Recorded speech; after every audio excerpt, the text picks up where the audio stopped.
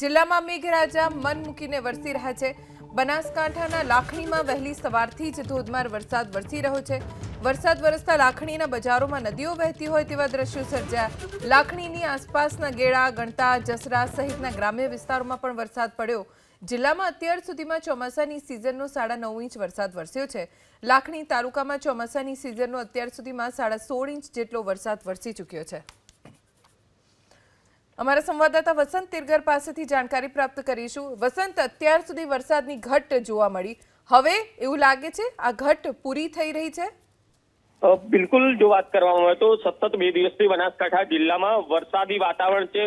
ધોધમાર જે વરસાદ કહી શકાય તે વરસાદ પણ વરસી રહ્યો છે। ખાસ કરીને જો વાત કરવામાં આવે તો લાખણીમાં હાલ 2 કલાકમાં 2 ઇંચ જેટલો વરસાદ ખાબક્યો છે। લાખણીથી જસરા ગેડા જવાનો રસ્તા ઉપર પાણી ભરાતા વાહન ચાલકો પણ મુશ્કેલીમાં મુકાય છે। સાથે સાથે લાખણીના જે નીચાણવાળા વિસ્તારો છે ત્યાં આવેલી દુકાનોમાં પણ પાણી ભરાતા હાલ જે દુકાનદારો છે તે મુશ્કેલીમાં મુકાયા છે।